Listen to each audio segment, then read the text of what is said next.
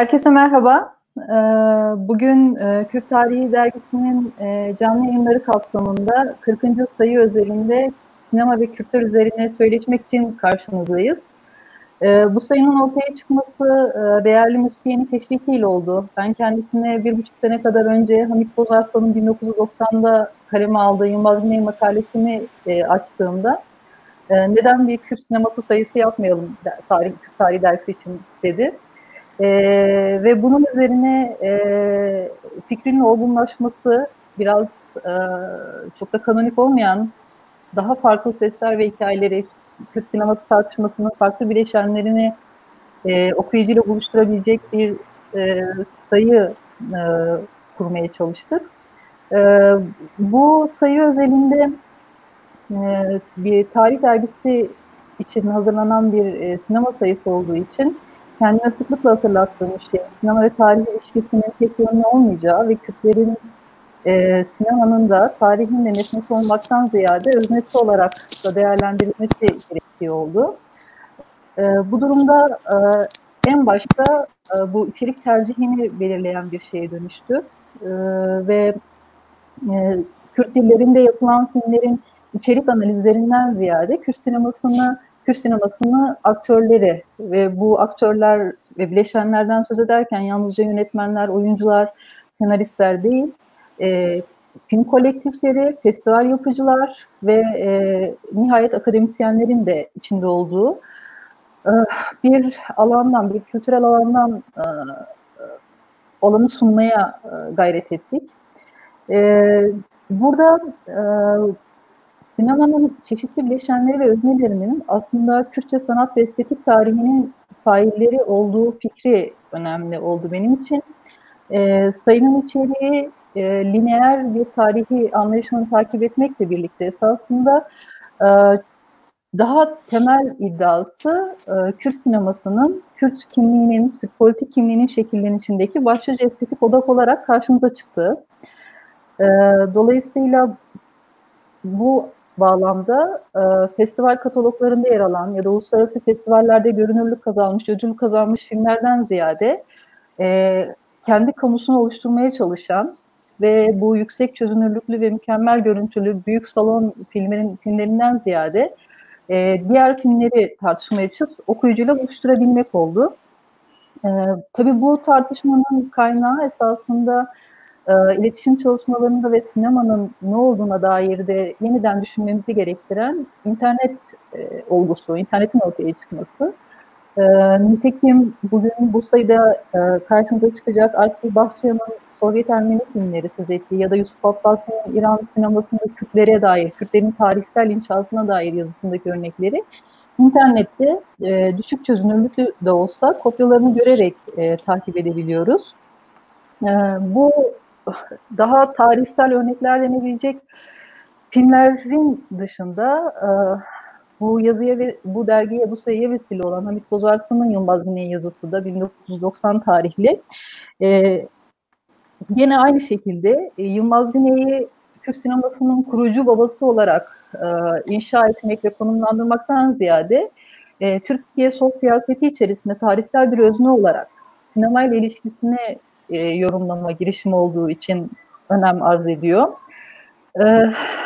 Bu çalışmanın, yani bu dergi içerisinde Kürt sineması üzerine akademik çalışmanın farklı boyutlarını ve dinamiklerini göstermesi açısından Özgür Çiçek'in yazısına göz atmakta fayda var. Karşısına doktora tezini savunduktan sonra sıkça çıkan Kürt sineması nedir sorusunu, bu sorunun garipliğini esasında okuyucuyla paylaşıyor.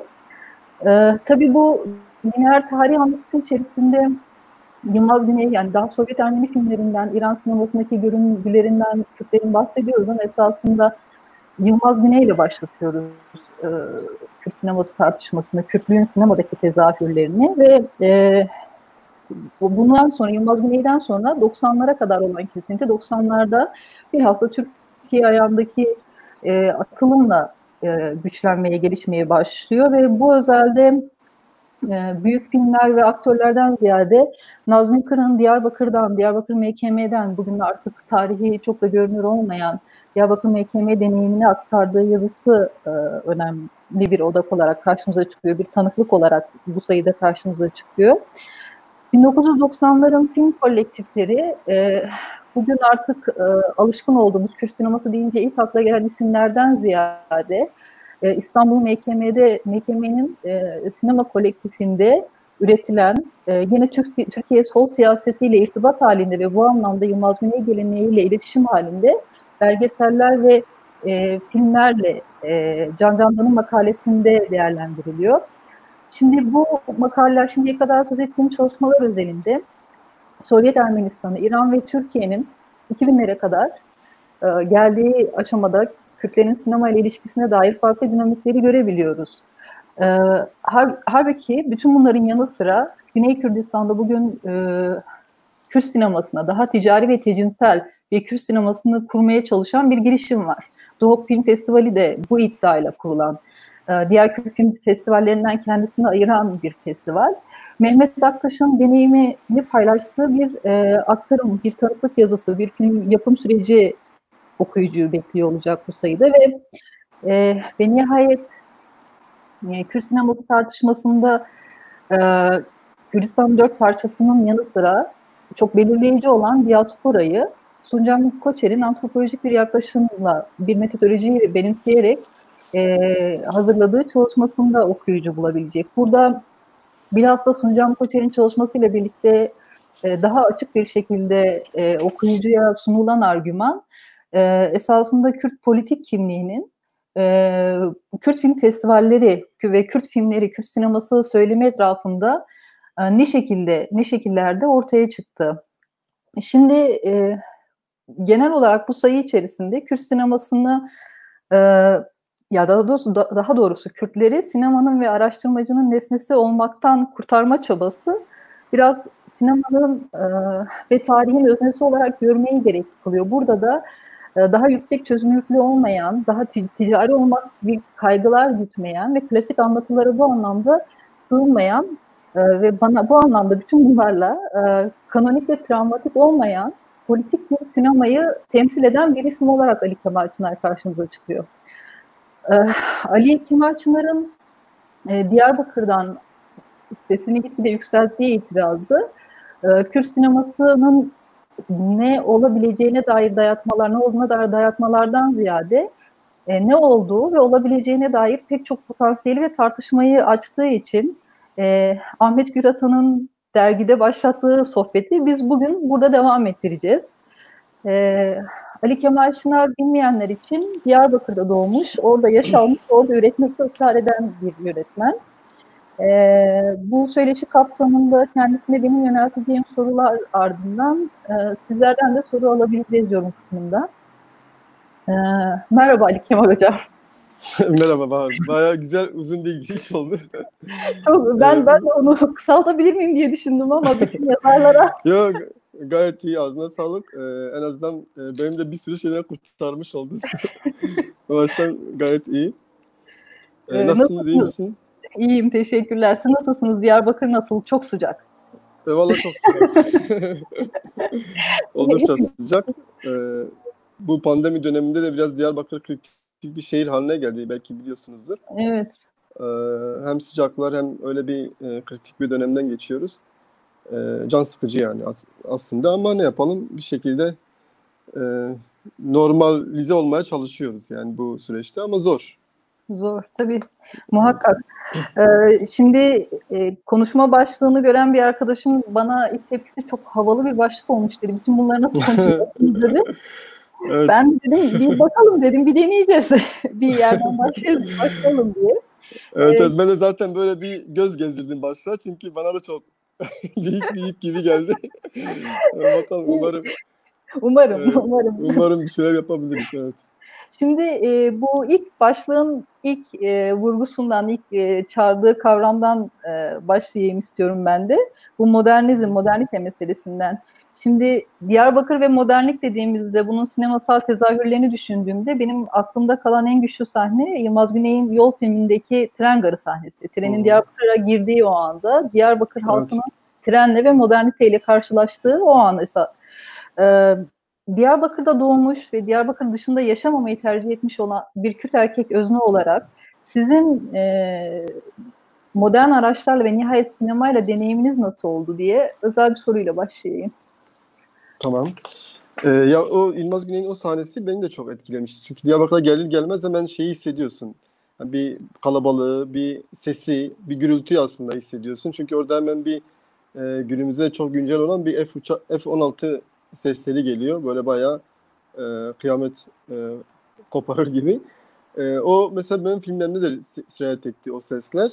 Bir hani devamlılık açısından aslında önemsediğim de bir şey bu. F-16 işte jet uçaklarının sesi. O yüzden şeyi hemen direkt hissettiriyor sana hani işte başka bir yere geldiğimizi, aslında bir şehre geldiğimizi, adım attığımızı hissettiren bir şey. Bu bize bende de devam ediyor ya da bizim sinemacılar tayfasına devam eden bir şey. Özellikle Diyarbakır özelinde konuşursak, tabii trenler daha sonra işte havalı arabalara dönüyor, işte minibüslere, otobüslere, kalabalıkların işte arttığı yerlere falan dönüyor, mekanlara dönüyor. E, Bir de bizim filmlerimize kafelerin de çok baskın olduğunu görüyoruz. Hani ben özellikle hani her filmde mutlaka bir şeyler olur yani bir iki sahne de olsa muhakkak kafe sahnesi olur. Çünkü şehirle biraz özdeşleşen bir şey yani kafeler. Orada işte oturulup hem siyasette konuşulur, hem sanatta konuşulur, hem edebiyatta konuşulur. Yani her türlü hatta dedikodu da yapılır ya o kafelerde. Aslında biraz da şehrin böyle bir havzasında dolaştığı bir yer gibidir kafeler.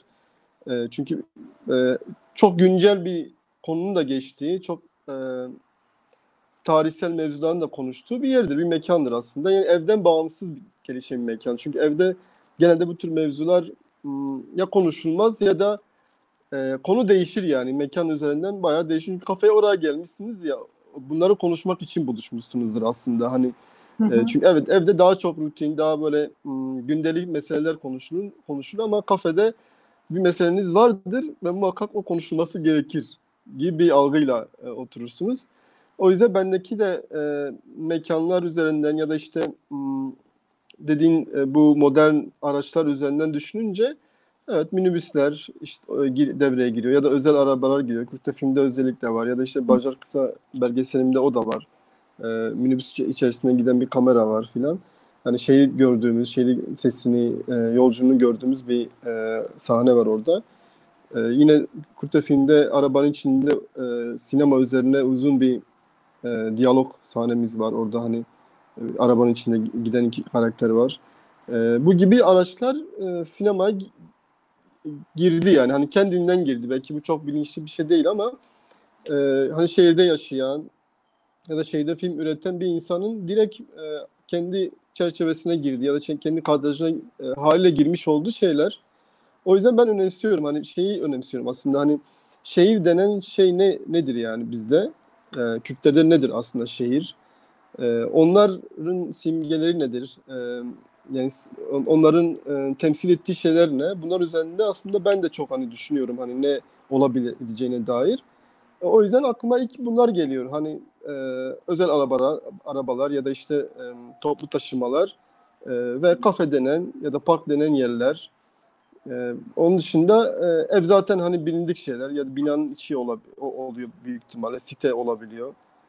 Bu gibi mekanlar biraz şeyle de özdeşleşen şeyler ve Kürt şeylerinde de aslında artık olan ve hikayelerin burada geçtiğini yansıtan şeyler olmaya başladı. En azından benim filmlerimden öyle söylemek gerekirse. E, evet yani böyle bir giriş yapabiliriz bununla ilgili.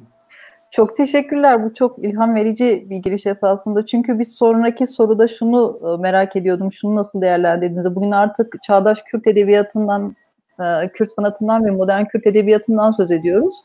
Ama bu tartışma yapılırken aslında geleneğin ne olduğu çok da tarif edilmiyor. Yani geleneğe çok daha hegemonik bir yaklaşımla geride olan şeklinde daha indirgemeci bir bakışla belki ele alındığını görüyoruz.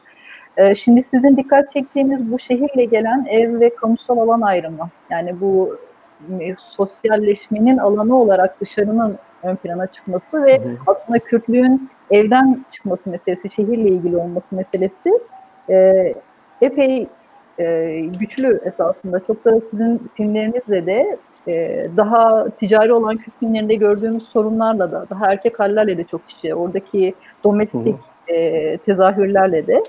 Peki daha spesifik olarak sizin bu modern olanla gelenek arasında kopuş olarak, yani bir kopuş mu görüyorsunuz ya da görüyorsanız bu kopuşun olduğu eksen, odak neresidir? Ya ben bir kopuş görmüyorum aslında. Şöyle söyleyeyim. Hani çok bariz bir örnektir aslında. Diyarbakır'da siteler dönemi başladığında e, şu çok e, tanık olduğumuz bir şeydi yani. Sürekli aslında gördüğümüz bir şeydi. Hemen mesela bir site kurulduğunda genelde alt katları boş oluyordu. Dükkanlar için aslında ayrılmış yerler oluyordu. Hemen oraya tandır yapılıyordu mesela. Hmm. Yani bu ilk zamanlarda çok gördüğümüz bir şeydi. Yani Kürtlerin de modernleşmesi biraz böyle oldu. Yani daha doğrusu şehirleşmesi diyelim. Yani ne kadar site hayatı başlıyor gibi gözükse de aslında hemen oraya kendi köyünde ya da kendi işte mahallesinde nasıl bir alışkanlığı varsa oradan devam etmeye başlıyordu. Uzun bir süre biz annemi de böyle eve getirmek için çok uğraştık yani. O da mesela tandıra gidiyordu. Ya da işte dışarıda bir ocak kurup orada bir yemek yapıyordu falan. Hani bayağı böyle bir absürt durumlar oluyordu yani ilk zamanlarda. Hala da bu kez tezahürleri başka türlü tabii gelişiyor da hani tandır değil diyelim ki bir sitede bir ocak yapılıyor. Oraya işte yemekler yapılıyor filan.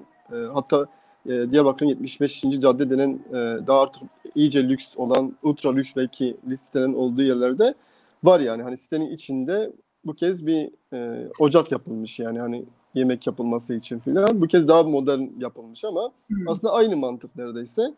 Yani o geleneğin de devam ettiği, yani bu insanların bu kadar hızlı bir şekilde adapte olmadığının da bir göstergesi bence. Hani filmlere gelince ben onu önemsiyorum. Benim için çok önemli bir şey o.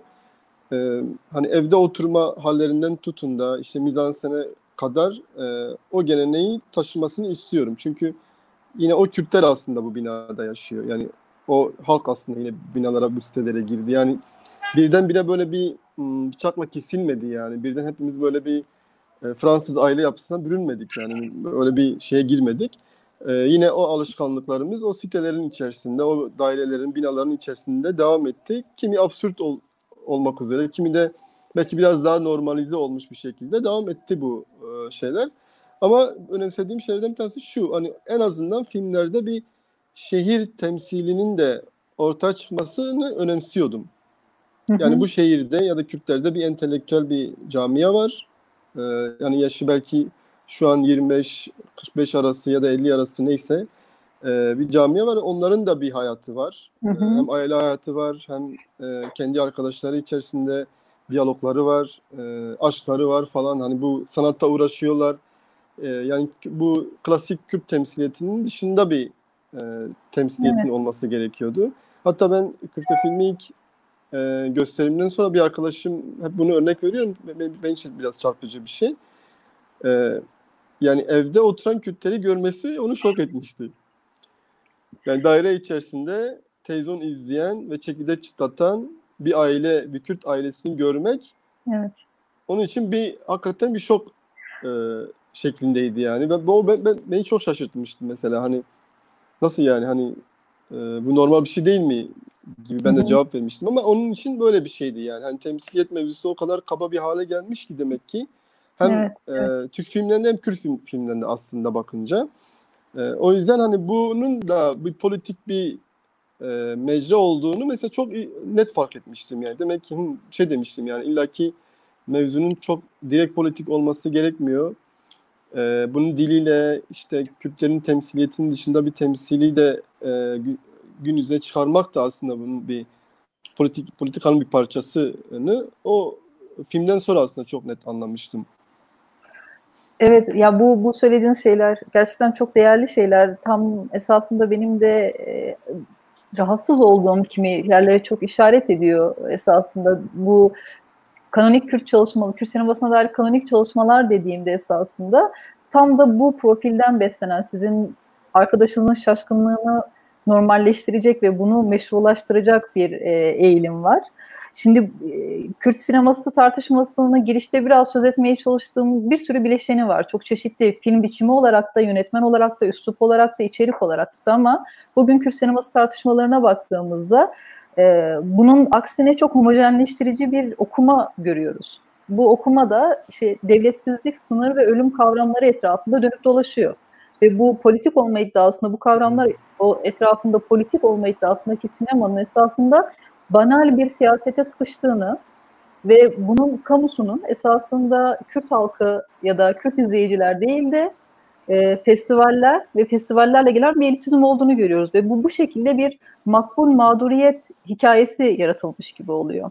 Şimdi sizin bu anlattığınız sorunun bir parça birazcık daha açmanızı rica ederek esasında sizin için sinemanın ne anlama geldiğini, yani nasıl yöneldiğiniz ve nasıl bu heveste ısrar ettiğinizi paylaşmanızı istesem izleyicilerle. Yani sinema ya hani giriş gibi düşünürsek benim ya ezelden beri diyebilirim hani sinemayla çok içli dışlı oluşum. Ama hani film yapmaya karar verme meselesi tabii daha hani ciddi bir durum ya. Hani e, ona yani şey değil yani hani geriye dönüşü olmayan bir şey. Ona karar verdikten sonra tabii bu meselenin içerisine sadece sinema yapmakla girmiyorsunuz. Bir de bir Kürt kimliğiyle hareket ediyorsunuz. O da sürekli ama sırtınızda. Yani bir yük gibi değildi ama bir bileşeniniz yani öyle düşünmek zorundasınız. Hatta ilk kısa filmimi ben arkadaşlarıma izlettirdiğimde de o tepkiyi çok ciddi bir şekilde almıştım. Hani kimilerinde.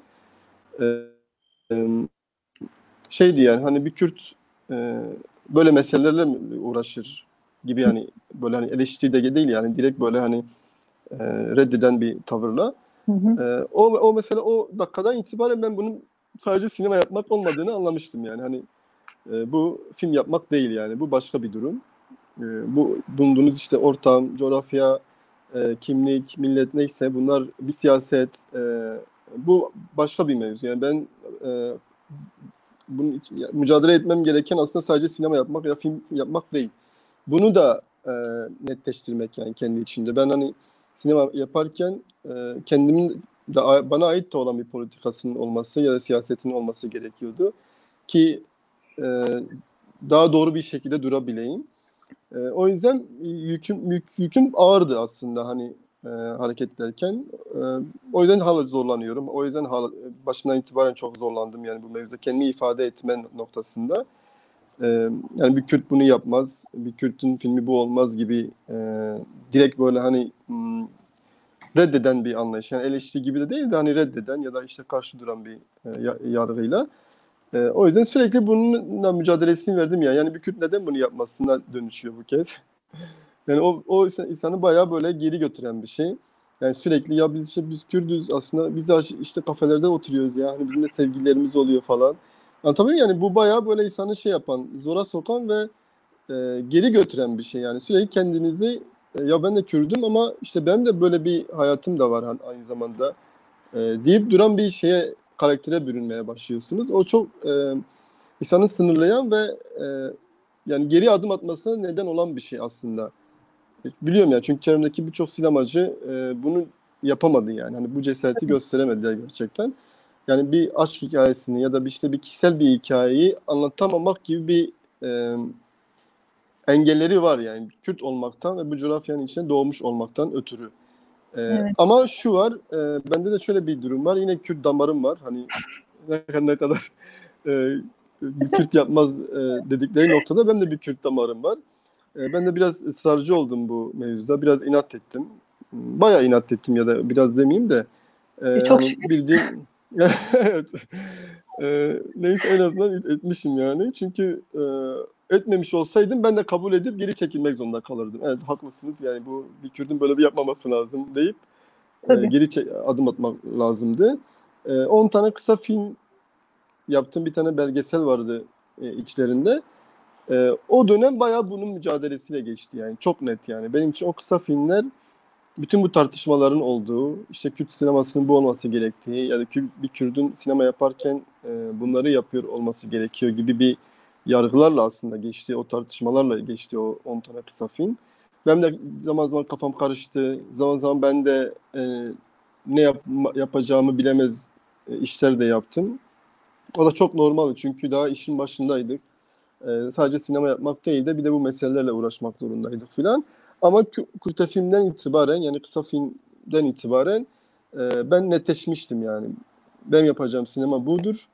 E, Ve buradan hareket edeceğim. Ne olursa olsun gibi bir kararla oradan itibaren artık başladım. Ki zaten konusu da iyi ki öyle denk geldi. İşte Basurlu olan bir Kürt yönetmeni anlatmıştım. Evet. Çünkü o sert şartlara daha sert bir işle Evet. çıkmak gerekiyordu. Yani başka türlü kıramazdım onu. Yani yumuşak bir şekilde çıkış olmazdı bence. Madem bir sertlik varsa onu da kırmanın bir yolu bir sertlikle çıkmaktı ve zaten öyle de bir etki yaratmıştı. Hem Kürtlerde hem Türklerde e, karşılıklı böyle bir etki olmuştu. Hmm. Yani bu söylediğiniz çok değerli çünkü esasında başka bir şeyi ifşa ediyor. Yani Kürt sineması tartışmaları da, ticari Kürt filmleri de erkek egemen bir anlayıştan muzdarip. Ve bu anlayışın dayattığı bir politik, özel alanı apolitik gören, özel alanı apolitikleştiren bir siyasi anlayıştan. Şimdi yani bugün Kürt sineması tartışmasını kimilerine göre mümkün kılan şey uluslararası film festivallerinde ödül alan filmler. Bu çok sevilen ve çok tutulan bir beyan. Farklı dillerde, farklı çalışmalarda karşımıza çıkıyor bu. E, Bunun ihmal ettiği iki tane tarihsel olgu var. Bir tanesi bu dergide de bu sayıda da onları biraz görünür kılmayı hedefledim ben. İlki 1990'larda MKM Sinema Kolektifi'nin daha önce söylediğim gibi Yılmaz Güney'in o geleneğin devamında Türkiye sol siyasetiyle irtibat halinde sınıf çatışması ekseninde belgeseller yaparak aslında Kürtlüğün travmasını yoksullaştırılma travması olarak konumlandırması. 2000'lerde çözüm süreciyle gelen travmalar değildi. Daha Marksist bir yerden konumlanarak. Diğeri de Kürt illerinde Cannes Film Festivali'ni ya da Altınay'ı çok sahiplenirken Kürt illerinde ve diasporada yapılan herhangi bir ödül iddiası olmayan Kürt film festivallerini tanımamak. Bunları dahil etmemek. Bu daha ekseriyetle olan çalışmanın istisnası Suncam Hoca'nın çalışması. Şimdi bu ilk olgu özelinde 1990'lar MKM'sinin ve bu yoksullaştırılma travmasını düşündüğümüzde ben şahsi olarak şunu merak ediyorum. Sizin bütün bu anlattığınız hikaye içerisinde de Ali Kemal Çınar sinemasında bu absürdün sertliğini mümkün kılan şey aslında Diyarbakır'da çok da konuşulmayan, ısrarla konuşulmayan bir orta sınıf çaresizlik midir? Ya öyle de betimleyebiliriz de ben biraz şey rahatlığı var ama mesela Mekemen'in aslında bana da o şansı tanıdığını düşünüyorum. Sen şimdi konuşurken onu hissettim de.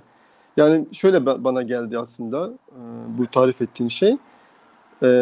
Evet Mekeme bir görev bilinciyle belki o işleri yaptı. İyi kötü tartışılır. Bence çok önemli bir yeri var. Her alanda, müzikte de, tiyatroda da, sinemada da çok önemli bir yeri var yani tarihsel olarak. Ben herhalde öyle bir hissiyatım oldu yani. Ya onlar yaptılar bunu. Şimdi 2000'lerde aslında başka bir şey yapmak lazım. Benim hissiyatım biraz öyle oldu yani. Hani şeyden başlamak bana anlamsız gelmişti. Yani sıfırdan en baştan yani başlamak bana anlamsız gelmişti demek ki yani onu düşünürken. Yani bunlar yapıldı. Şimdi bizim başka bir şey yapmamız lazım. Yine bir Kürt mevzusu olacak. Yine hani Kürt filmi olacak yani hani şey değil. Hani bunlardan böyle tümüyle kopuk bir iş değil yani demek istediğim. Yani yine Kürtçe olabilir. Yine yani Kürt hikayeleri olabilir. Yani Kürt insanı olabilir. Yani orta sınıf diye betimledin ya. Hani onlar olabilir yani. Çünkü eksik olan neydi? Onlardı aslında. O sinemada onlar görünmüyordu. Ee, Yani orta sınıf ne yapıyor? Yani Diyarbakır'da ya da işte Kürdistan'da var yani birileri.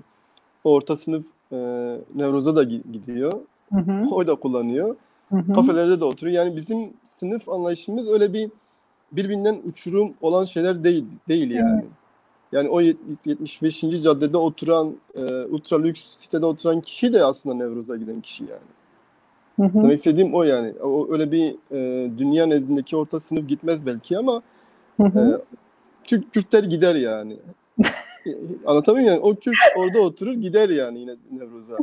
Doğru. Yani o açıdan bence birbirinden çok kopuk değil. Sadece şekil olarak belki biraz değişti. Mekansal olarak değişti. Aslında ben sadece bunu göz, gözettim belki. Yani mekan değiştiği zaman sinemanın değiştiğini de gördüm. Hı hı.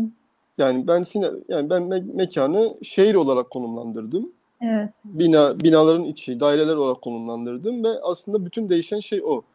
Yani mekanın değişmesiyle benim hikayelerim değişti, e, benim sinemam değişti. Anlatabiliyor muyum? Yani bu fark aslında en büyük fark bence bu yani mekanın değişmesiyle değişen bir şey. Tamam Mekandan. Hı hı. absürt mevzular belki daha kişisel bir şey ya da işte hmm, yani ne bileyim işte süper kahraman hikayeleri, fantastik hikayeler falan belki başka bir kişisel bir hayal gücüyle ilgili bir şey ama mekanla bence bir sürü şeyin değiştiğini gördüm yani. Hı hı. Tabii burada çok önemli bir ayrıntı. Yani ticari film yapmak isteyen herkes için merkezin İstanbul olması ve o ticari filmlerin hepsinde e, aslında orta sınıf krizi derken, orta sınıf çaresizliği derken kastettiğim şunu görmemek. Yani Kürtlerin maruz kaldığı şiddet biçimlerinden bir tanesinin de faturasını verememek oluşu. Yani kendi bir kuşak öncesinde, iki kuşak Hı. öncesindeki varsıllıkla şimdiki hayatı arasındaki, tabiyet arasındaki uçurum gibi. Yani Diyarbakır özelinde sizin filmlerinizin sunduğu sinemasal evren esasında o demin anlattığınız gündeliği verirken bir taraftan da yani hani Kürt kalmakta, Kürtlüğün diğer göstergelerini taşırken başka çözemediği bir şey olarak para karşısına çıkıyor. Bu Genco'da çok bence incelikli bir şekilde işleniyor. Yani o kudreti iyi insanların, Diyarbakır'ın iyi insanların bir araya gelmiş. Hepsinin yani bir borcunu kapatmak için kullanma meselesi gibi. Hı hı. Böyle bir yoksullaştırma esasında. Şimdi bir ikinci odak olarak da bu festivalleri söylemiştim. Ödüllü Kürtçe filmler Hı meselesini hı. söylemiştim. Bu uluslararası festivallerle ilgili ihmal edilen, onlar çok benimsenip çok sahip çıkılıyor. Ama ihmal edilen temel bir şey bu uluslararası film festivallerinde uluslararası siyasi konjonktürden ve sistemik başka şeylerden bağımsız olmadı. Bu ticari filmlerin esasında içeriklerinin büyük oranlarda, belli oranlarda özerk olamayacağı, belli yerlerde gösterilmek ve ödülleri almak için.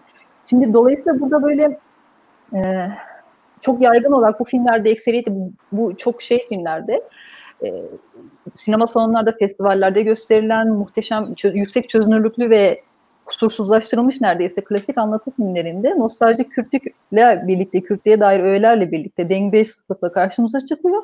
Ama daha alttan ve yaygın bir şekilde makbul bir mağduriyet sınırları çizilmiş oluyor gibi. Hı hı. Şimdi bunu düşündüğümüzde yani sizin sinemanız bütün bunların çok dışında bir adım olarak görünüyor ve bu amaçla da yani ticari film üretmeyi reddediyorsunuz siz. Bu çok bilinçli bir tercih ve çok açık.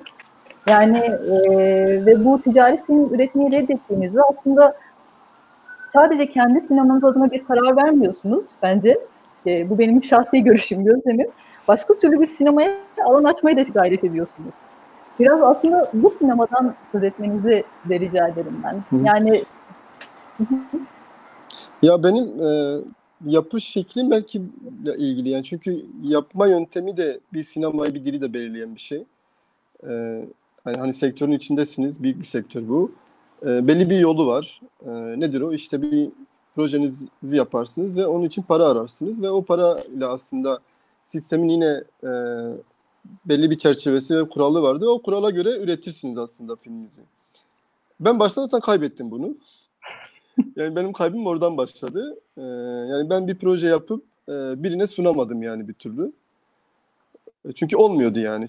Şimdi hala bile yapamıyorum yani. Hani ben böyle bir dört başı mamur bir senaryom yok elimde hani. Birine gösterebileceğim ve para alabileceğim bir şeyim yok. Çünkü gerçekten onu yapamıyorum yani. O çok net. Hatta ben gün içinde de bir arkadaşımla konuştum falan. Bunu dert ettim. Yanıyordum yani bu dertten. Ya, Yani yapamadığımı, yani ben bu senaryo denen şey ya da proje denen bir şeyi ben yapamayacağımı ve ona göre de herhalde hareket edemeyeceğim ya da o sektöre bir türlü giremeyeceğim diye konuşuyoruz yani. Bu bir saat falan konuştuk yani onunla. Bu derdi yanıyordum yani onunla. Neyse, bir kere bu bir şeyi belledi yani. Hani benim daha fakir, tırnak içinde görsellik anlamında, daha mizanseni sakin, belki daha hareketi çok az olan mizansenlerle iş yapacağımı ve onlarla hikaye anlatabileceğimin gerçeğiyle karşı karşıya kaldım. Hatta ben ilk 3 filmi, herkes çok belki bunu içselleştiremedi bu mevzuyu, ama ben ilk 3 filmi, Kurtefilm ve Şarti ve Genco'yu tamamen kanepede oturan karakterler üzerinden anlatmayı tasarlamıştım zaten. Yani mizansenin neredeyse hareketin hiç olmadığı durgun mizansenlerle anlatacağımı ben tasarlamıştım başından itibaren. Ve bu insanlara çok yadırgadığı bir şeye döndü yani. Bunu hani izleyenlerden de işte eleştirilerden de bunun yadırgandığını biliyordum. Hatta bana kanepe filmi sineması diye de bir yakıştırmaları da olmuştu. O yüzden aradayım mesela kanepeyle açtım o hikayeyi. Tamamen kanepeyle açılışı var. Demek istediğim, benim böyle bir inatlaşma halim var. En başından da olan bir şey. Yani bana söylenenlere çok kulak asıyorum. Yani çok dinliyorum yani çevremdeki insanları. Hani kurgu değişir, hikaye değişir, her şey değişiyor bende.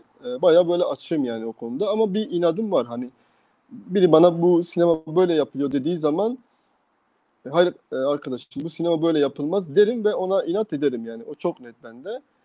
O yüzden böyle gelişti. Ben bir türlü o şeye girmeyeceğimi biliyorum. Yani ne kadar çabam da olsa da zaman zaman hani istesem de aslında, ama olmuyor yani, tutmuyor bir şeyler ve olmayacak gibi de. Ama Hayırlısı bu hocam. hayırlısı. Yani o yüzden bende şey olmuyor yani, bu böyle çok bağımsız durayım, ben işte farklı bir alternatif sinema üreteyim gibi olan bir şey değil yani. Ama tamamen benim böyle e, aksiliğimle, inadımla gelişen bir şey. Tabii o şey değil yani, hani böyle rastgele de çektiğim söylemiyorum. Hani sonuçta bir Hı bilinç hı. düzeyi de var. O da işliyor bir taraftan. Hani nasıl yapmam gerektiğiyle ilgili. Bir de yapma biçimim de biraz farklı. Hani ben dediğim gibi yani bir senaryo yazmıyorum. E, Ya bir sinopsis oluyor ya en fazla bir tretman oluyor elimde. Yapıp bir süre çekim yapıp sonra montajda o çekimleri görüp oradan itibaren hikayeyi devam ettirmeye çalışıyorum. Yani her filmde neredeyse oldu. Ya o da bana bir lüks bir iş gibi geliyor. Hani çünkü normalde ne olur? Hani 6 haftalık bir çekim süren olur ve paran da olur. Bir şekilde bütçen de olur ve o 6 haftada bitirirsin yani. 4 veya 6 haftada çekimleri bitirirsin ve bir daha geri dönüş olmaz. Çünkü pahalıdır yani. Onları kiralamak, tekrar geri dönmek, oyunculardır, set ekibi falan. Tekrar oraya para ödeyemez yapımcı. Ama bende öyle olmuyor. Bir gün bir sahne çekiyorum, bir hafta başka bir ikinci sahneyi çekiyorum. Ya da işte 10 gün sonra, 3 gün sonra başka bir sahne çekiyorum. Böyle bir zenginliğim var aslında, lüksüm var. Onu ben belirtmek istiyorum. Çünkü öyle bir şey hiçbir yapımcı, bir yönetmene böyle bir alan açmaz. Mümkün değil yani. Sen 3 gün çek, ondan sonra bir hafta bekle, tekrar bir 3 gün daha çekim yap gibi bir şey olmaz. Ama bunu ben kendime sağladım. Yani bu dakikaya kadar da var yani o şeyim, o lüksüm. Yani o yapma biçimi, yani sinemayı da belirledi. Çok net yani bende. Ben bu işi böyle yapmayı istiyorum ve dilim de buna göre şekillendiğine müsaade ettim yani. Çok net bende bu. Evet, bir anlamda Kürt avantgardından söz ediyor musunuz gibi geliyor bana. Bu koşullar içerisinde film yapma biçiminizin bu bireysel öznelleşmesi meselesi, bu öznelleşmesi meselesi biraz bunun kaçınılmaz koşuluymuş gibi bir taraftan.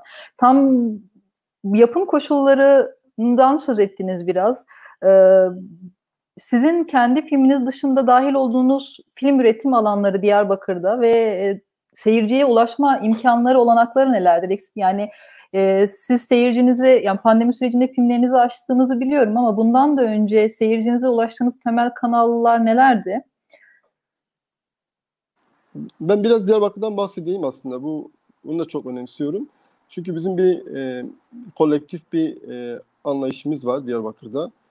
Sadece ben kendi filmlerimi çekmiyorum. Yani o ortak alan içerisinde, ekibin içerisinde başka arkadaşlarım film çektiği zaman da onun filmini çekiyoruz yani. Çok net bir şey bu. Yani kimin şeyi hazırsa, hani senaryosu hazırsa ve çekimi hazırsa biz onu destek veriyoruz. Onlar da bana destek veriyor. Ve bu şekilde ilerledi bugüne kadar.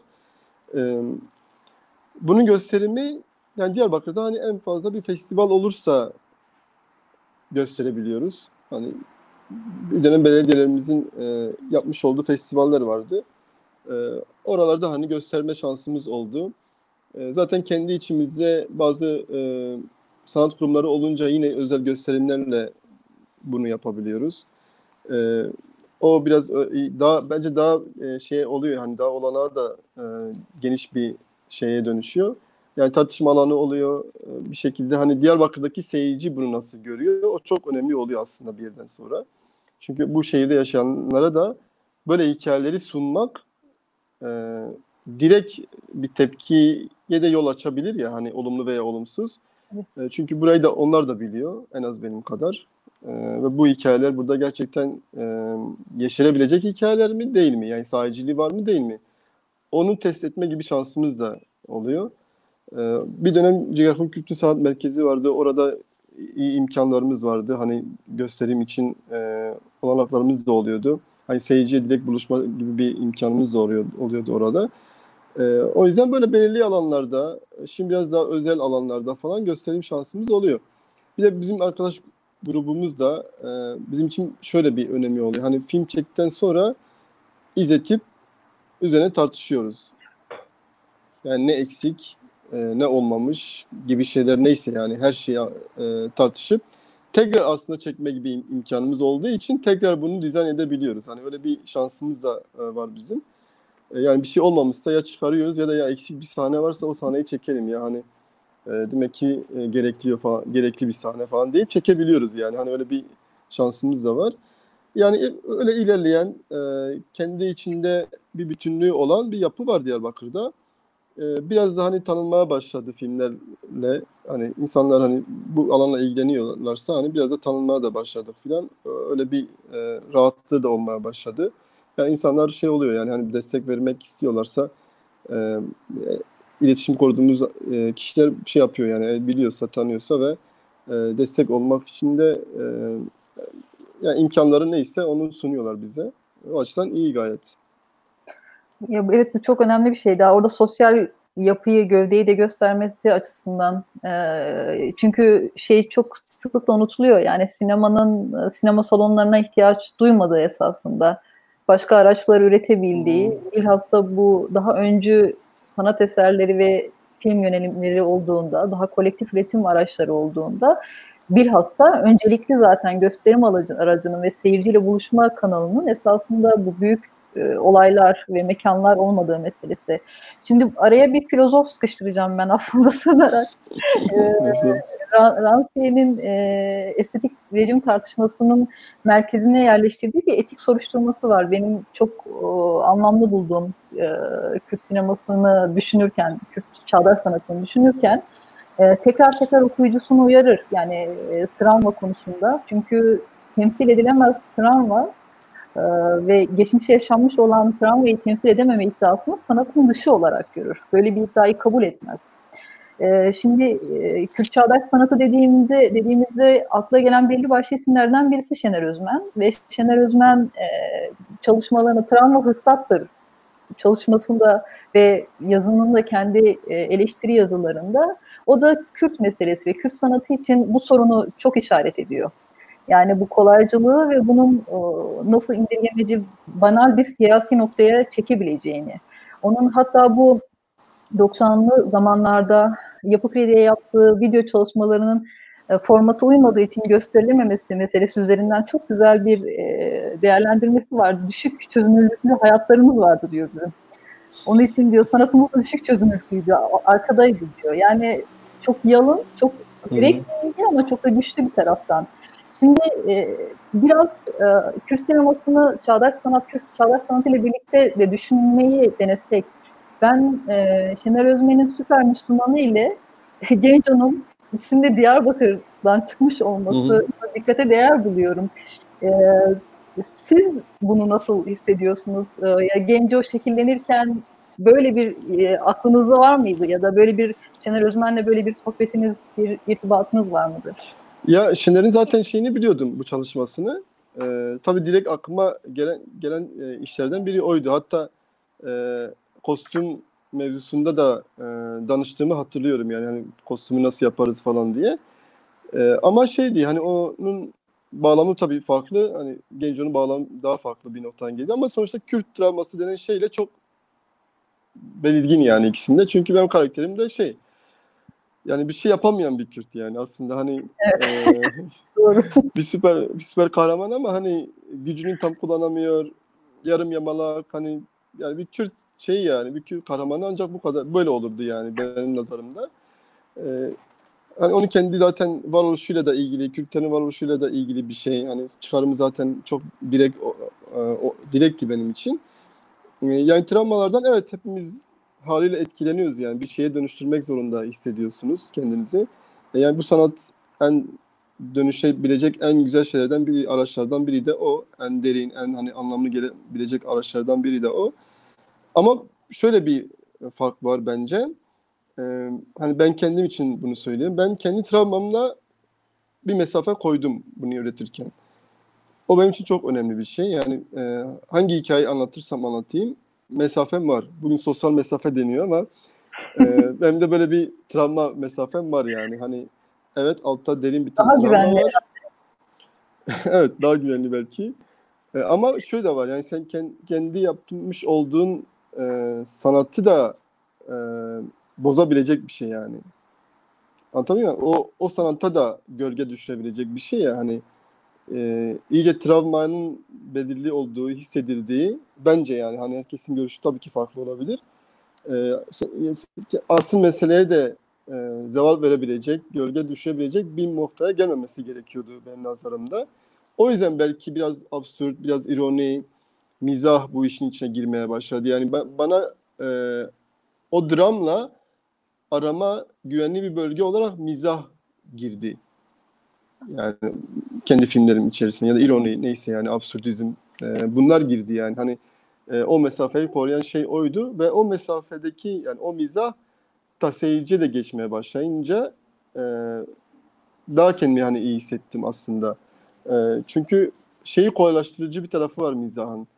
Hani ne anlatırsanız anlatın, o mizah daha kolay geçebiliyor karşı taraf. Çünkü ben bunu şeyde çok direkt fark ettim de arada da, çünkü arada da şey var yani, hani böyle Kürtçe ile ilgili e, direkt böyle söylemler de var. Hani aslında siyasetle ilgili de direkt söylemler var. Fakat mizah buna böyle bir kılıf uyduruyor ki yani o bile sana çok sert gelmeyebilir.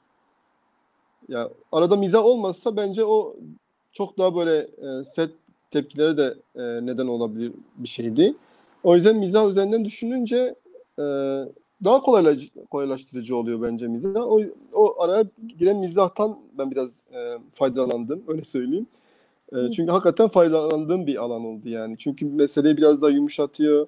Şey gibi ya, bu ben Ahmet'le de Göratay'la bu röportajı yaparken de aslında bir benzetme yapmıştım. Ee, Ya hani top, bir futbolcu sert top gelir ya, böyle şut atmadan önce böyle bir yumuşatmak ihtiyacı hisseder. Hani bir göğüste yumuşatır, sonra bir sert Evet. vuruş yapar. Mizah da biraz böyle bir şey. Yani onu yumuşatıyor ama yine de sert şutunuza engel olmuyor aslında. Benim biraz öyleydi yani mizahla olan bağım. Belki travmayı biraz öyle yumuşattım ya da o koyduğum mesafe biraz mizahla oldu aslında. Evet. Ben Kürt sineması çalışmaya karar verdiğim ilk zamanlarda farklı Kürt illerinden kadınlara çalışmak istediğim filmleri izletmeye çalışıyordum. Yaş gruplarını da değişik seçerek, yani çok sistematik bir saha çalışması gibi değildi. Daha tekil örnekler üzerinden anlamaya çalışmak, bunun seyircisi nedir, hitap ettiği kamu nedir diye. Ben hiçbir Kürt anneye festivallerde ödül almış filmleri izletemedim. Yani hepsi TRT'nin ya da başka yerdeki dizileri tercih ettiler. Çünkü hepsi Hmm. oradaki acıyı anlamsız ağır buldular. Yani kendi Hmm. hayatlarında benzer acılar olsa bile onu görmek hoşlarına gitmedi. Biraz e, en baştan beri söylemeye çalıştığım, yani bu festivallerin kamusuna, başka bir elit kamuya Kürt halkına değil, Kürt insanına değil de başka bir yere, belki de bir Hı. efendiye ders anlatma meselesi ve böyle bir makbul travma, mağduriyet yaratma meselesi biraz böyle bir şey. Yani o açıdan sizin sinemanızda da şimdiki beyanlarınızdaki şey de çok değerli. Yani sanatı güçlü kılan dolayımın mahrum edilmemesi lazım. Dolayımdan mahrum edilmemesi lazım. Kürt sanatının da, yani bu çağdaş sanat özelinde daha özerk alanlarda yapılabiliyor. Sinemada özerkliğini sağlayabilmek için sizin koşullarınız kaçınılmaz gibi görünüyor. Biraz onun için de çok değerli ve benim bu sayıdaki diğer bütün yazıların hepsine tamamlayıcı olarak sizin söyleşinizi düşünmüştüm. Şimdi sizin sinemanızda absürt ve dolayımın hepsinin daha da aslında önünde başka bir şey var benim çok hayran kaldığım. Benim tespit edebildiğim kadarıyla Kürt filmleri, Kürtçe yapılan filmler içerisinde yegane lezbiyen aşk, homoerotik aşk, Nuray Şahin'in Kırmançki olan Ferradıma So filminde var. Almanya'da yaşayan bir Dersim yönetmen Nuray Şahin. Ferradıma So filminden sonra sizin ve Şarkı filminize kadar herhangi bir Kürt yönetmenin filminde homoseksüel bir karakter ya da homoerotik bir imayla karşılaşmıyoruz. Ve bu sorun teşkil etmiyor. Sinemayı çalışan insanlar için de ekseriyetle. Hı. Çünkü mağduriyet çok büyük. Yani Hı. böyle bir maskeye dönüşmüş oluyor. Orada kendisi başka bir ataerkil bir şeyi kuşatıyor. Şimdi kendi tabusunu belki de normunu yaratıyor. Tam da bu heteroseksist Kürtlük normunu düşündüğümüzde Veşarti nasıl ortaya çıktı? Hem Memozin'den de besleniyor bir taraftan. Memozin'in Hı. içerisindeki de biraz radikalleştirip bu iddiayı, hadi orada da homoerotik bir aşk var esasında. Queer bir aşk Hı. diyecek olsak. Yani Beşerti nasıl olgunlaştı ve nasıl karşılandı? Yani siz Hı. eminim farklı kesimlerden insanlarla izleme deneyiminiz oluyor. Böyle bir hikaye nasıl bir tepki aldı? Reşat'in olgunlaşması bayağı zaman aldı. Bende de yani bayağı zaman aldı. Çünkü ben Reşat'ı çekmeden 7-8 yıl önce fikrini sadece yazabilmiştim. E, O ara şey yani bu fikrin hani birine söyleme cesaretim bile olmadı yani. Onu Hmm, söyleyeyim. E, Yani tahmin edersiniz yani o da hani tabii. hem o bahsettiğim o kısa film dönemlerinde bahsediyorum. Yani daha bir şeylerle uğraşırken filan daha temel ben ne yapacağım işte e, bu yükle nasıl hareket edeceğim tartışmalarıyla birlikte devam ediyordu. O yüzden o fikir hep böyle aklımda kalmıştı. E, Yani bu güzel görünüyor ama ben şimdi bunu yapamam. Yapamam derken ben de kendimi aslında Hı hazır hı. hissetmiyordum. Yani hem bu queer meselesine hem Ee, yani ben de kendimi aslında olgun hissetmiyordum yani. Çünkü bu cinsiyet meseleleri hani çok hassas şeyler ya. Niyetiniz ne kadar iyi olsa bile bilmediğiniz takdirde çok niyetinizin dışında da bir şey de çıkabilir. O yüzden o hassasiyetle hareket ettiğim için beklettim yani uzun bir süre. Kurta filmi yaptıktan sonra ya ben artık bunu yapabilecek şeydeyim demiştim kendi kendime. O yüzden o dakikadan itibaren hani çalışmaya başladım Eşareti'ye diye. Yine bir tratman falan çıkardım ve çevremdeki arkadaşlara falan hani okuttum falan derken onlarda da bir tepki geldi. Çünkü hepsi aynı kolektif yapının içinde olduğum insanlar. Onlardan da cesaret alarak ben bunu yapmaya başladım. Ama tepkisine gelince ben e, yani Diyarbakır'da şey olacağını düşünüyordum. Hani böyle tepki verilir mi verilmez mi bir kaygım vardı. Diyarbakır'da gösterildi ve şartı. Ve hiç böyle bir şeye girmedi yani bir tepkiye, bir olumsuz bir şeye. Yani eleştiri bazında olabilir tabii yani film sevilmez, eleştirilebilir o ayrı bir şey de ama hani bu temadan ötürü herhangi bir tepkiye yol açmadı. Zaten festivallerde de en çok gezen filmin Meşartı oldu. Hatta yurt dışında da sen ödül dedin de ödül alan da bir Meşartı oldu. Hamburg Queer Film Festivali'nde en iyi film ödülü almıştı. E, O yüzden hani bir yurt dışı şey de oldu yani. Hani böyle bir gösterimi oldu. Oradan da tepkileri falan aldım. Yani bayağı tartışmalarda oldu. seyirciyle yazı meselesinde de bayağı iyi yazılar falan çıkmıştı. E, Şeye dönmedi yani böyle bir olumsuz bir tepkiye dönmedi. Belki ortamla da ilgili. Şimdi olsa nasıl olur bilmiyorum. Hani Hı hı. daha bir şey oldu ya böyle sertleşti ya biraz e, bu son zamanlarda özellikle. Hatta Onur Haftası'nda da gösterdik İstanbul'da. Orada da yine hani seyirci tepkisi gayet iyiydi. Yani en azından tartışıldı yani hani e, iyi olması dışında yani tartışıldı meselenin kendisi nereden çıktığına dair hikayenin falan. Ama şey durumu hep vardı yani o yani bu Kürt meselesinin yanında bunun çıkıyor olması tartışması hep oldu ama yani hani o hiçbir zaman bitmedi yani. Şeye kadar da bitmedi bence. Hani en son işte aradayı çekip ve gösterdim falan. Onlar hep böyle gitti yani. Hani belki çok büyük bir kesim kabul etti. Hani tanıyan, bilen insanlar içerisinde ama tanımayan, bilmeyen insanlar "Ha, bu ne yapıyor" falan olayı hala devam ediyor bence. Kısmen de Tabii. olsa. Ama şey var yani bir alışılmış bir durum var. Tamam yani bu adam artık bunu böyle kabul etmek zorundayız denen bir durum var yani. O yüzden o taraftan da ben şeyim yani hani daha iyi hissediyorum. En azından eski o kaygılar yok. Yani bu ne düşünür, bunlar ne bakar falan gibi kaygılar da bende çok geride kaldı. Yani o Kurte filmden itibaren hakikaten bende geride kaldı onlar. E, Yani alışılması gerekiyor ya da işte başka bir göze bakılması gerekiyor. E, Çünkü başka bir şans yok yani. Hani böyle bir sinema da var, böyle bir filmler de var. Nereye koyacağız? Hani yer olsa koyalım ben de razıyım yani işte sıkıntı değil. Ama Aşk açtı bir de değil. he? Aşk Yani açtı diyorum. Kürtçe'de de öyledir. evet yani yapacak bir şey yok yani. Bunu böyle kabul etmek lazım. Evet, yani umarız böyle hikayeler birazcık daha çoğalsın. Daha da çoğalsın hatta. Gerçekten şeyleri, durumların sertleştiği süreçlerden geçiyoruz. İstanbul Sözleşmesi'nden çıkmaktan söz ediliyor. Genç kadınlar öldürülüyor. Bütün bu koşullar altında ümit var olmak hayli güç. Ama bu sanatla olmayacaksa nasıl olacak? Dolayısıyla e, evet yani niyet olsun, devamı da gelsin diye dileyelim. Daha diğer Kürt yönetmenlerden de, Kürtçe film yapmak isteyen yönetmenlerden de. Şimdi Kürt sinemasının Kürtçe olması ile ilgili tartışmalar var. Yani çok bu tartışmada kolaycı bir yan olduğu için oraya hiç girmiyorum ama size yöneltmek istediğim daha spesifik bir soru var.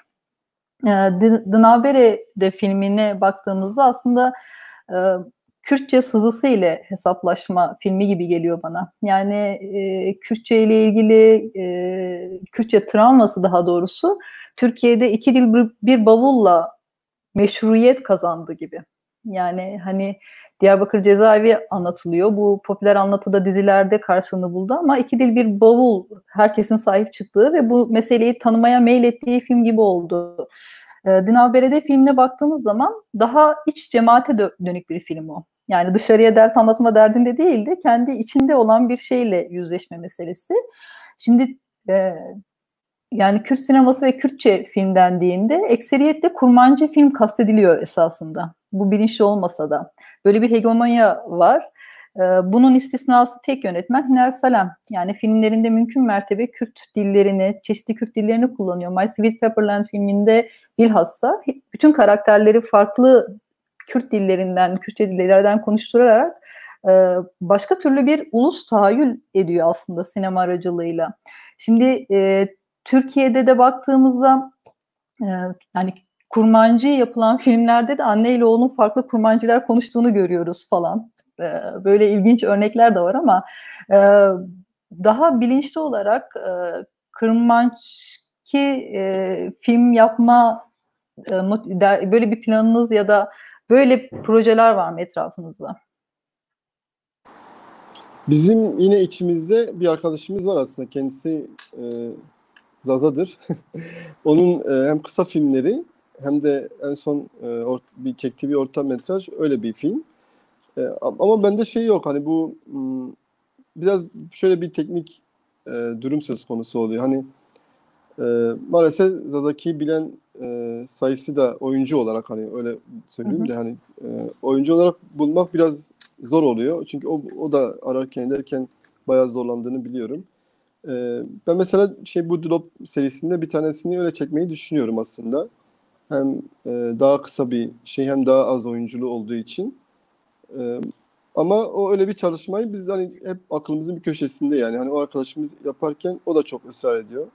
Hı hı. Zadaki'yi çekmekten.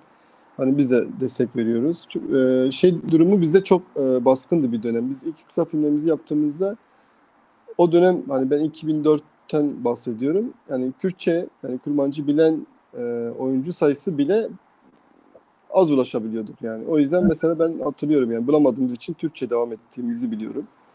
İlk kısa filmden itibaren böyle bir sorunumuz olmuştu.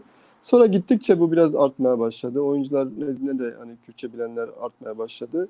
Derken biz de biraz işin içine girdik. Hani o biraz bizi rahatlattı yani Hı hı. kurmancı meselesinde ama Zadaki meselesinde hala biraz var yani eksiğimiz var.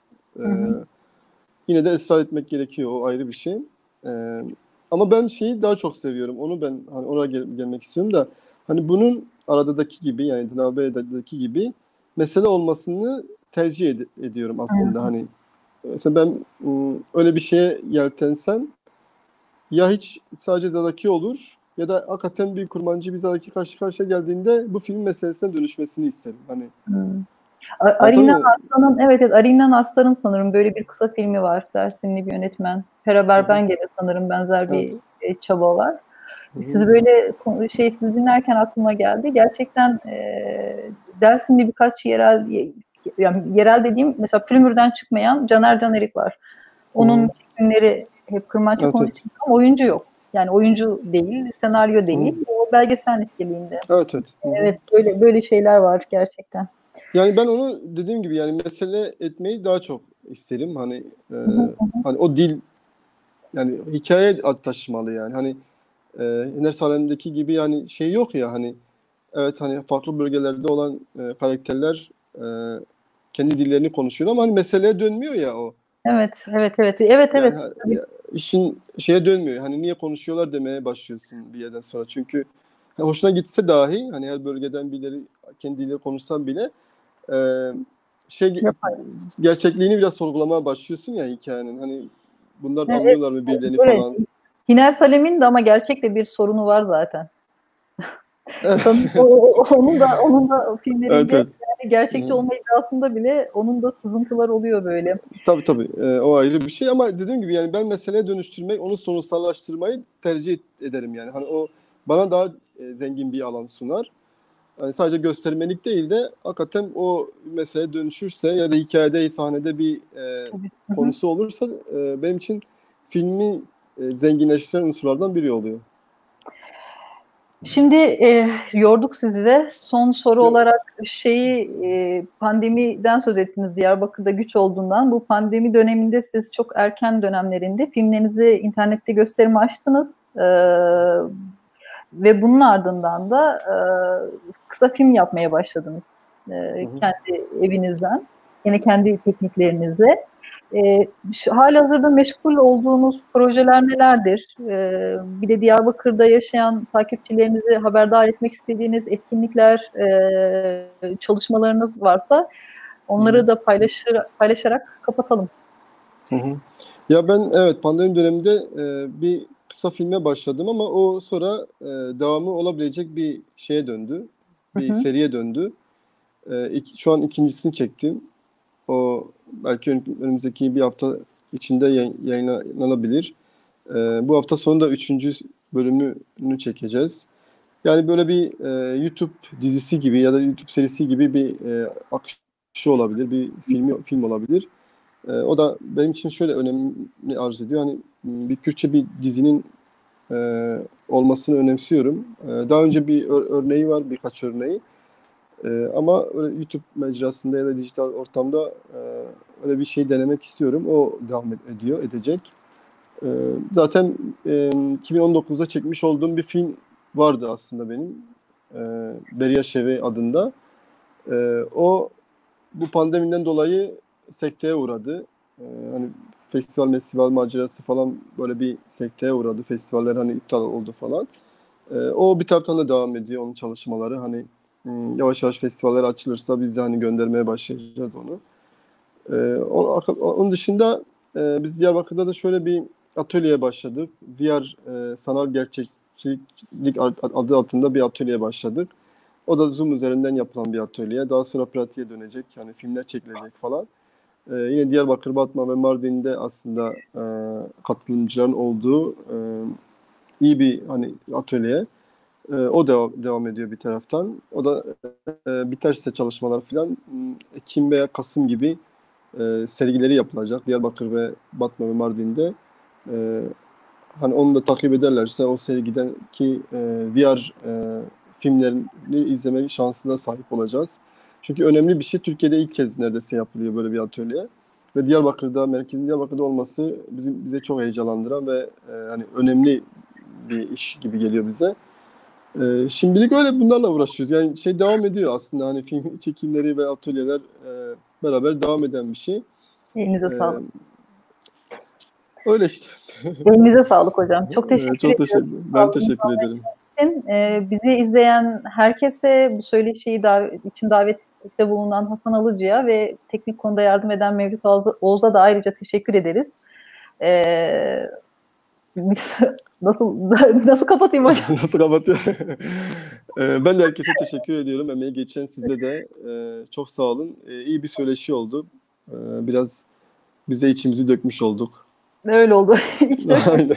bu. Aynen. Aynen. İyi akşamlar herkese. İyi akşamlar. Sağ olun.